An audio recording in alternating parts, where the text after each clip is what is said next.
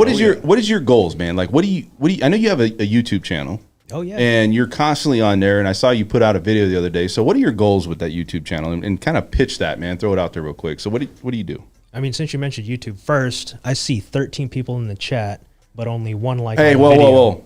There should be one extra 3 in there. 133. There's 13? Yeah. Oh. Are you sure in your right chat? I think I need to refresh the page, but if you haven't already done so, please like and subscribe to the channel. Yeah, no, I have a YouTube channel. It was kind of a fun project, so I did it as a hobby. We had that feature on CNBC Make It, which if you haven't seen that, it's like at 3/4 the way to 1 million views. But basically, it was about buying a home. So then I started a YouTube channel about how we bought a home. Like, I would make coffee at home. Like, I stopped paying for Starbucks, started making my own cold brew, and I was like, hey, this is how I bought a house, because I take the difference that I would spend at Starbucks and instead invest it or save and invest it, and then boom, we have money for a house. But that's true. Yeah. It's like $10 a coffee right now at Starbucks, right? Because of inflation. Insanity. Mm-hmm. Yeah, dude. And you know what? They still line the cars up. Mm-hmm. No matter, dude, it could be $20. Yeah. And they'll still line up those cars, man. And be like, well, I can do away with that nail appointment, and my hair can wait till next Thursday. It's like, okay, well, at least I get my fix, But you see a lot of people do that. So that's crazy. So you basically save $10, whatever it was, and just put it, into the bank, or just... That's the joke. Oh. No, I've been saving money, working. Man, I was going to put that out there and be like, dude, we're making a video. I mean, if you really want to get how to really get into a house. From my one-bedroom apartment, I save $2 every day. I mean, think about it, right? So if you're going to Starbucks 2 to 3 times a day, and you spend $5 to $10 on a drink, but then instead you make money, or you make your coffee at home for like 20 cents coffee, right? You save and invest the difference.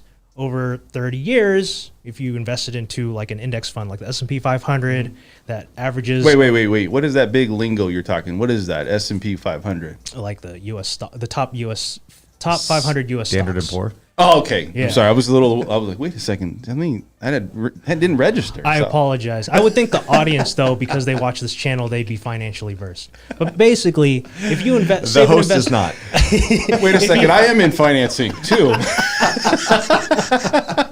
If you save and invest that money in something like that index fund, right, that averages a rate of 7% adjusted for inflation with dividends reinvested, over that amount of time, you will make back the money of the cost of the house. So it's like, because I don't buy coffee and make my coffee at home, I already bought the house 30 years later, right? So yeah.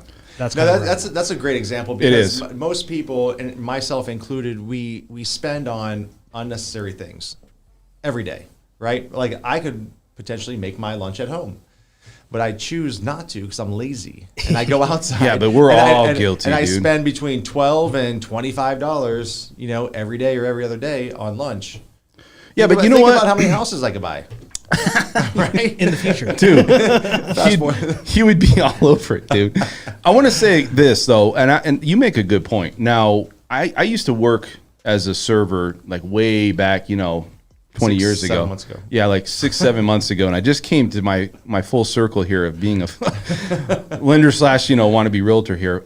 Anyway, so my person that I work with, she was a manager over at, what was the restaurant? It was TGI Fridays. TGI Fridays. I was like, how do you do it, man? She drove like the nicest car, and she always had she's like, well, we cut corners. And I was like, what does that mean? She's like, well, when we go out to eat, nobody orders a soda. And she goes, when we do certain things that others do, we pay attention to that, and we just kind of, cross that off.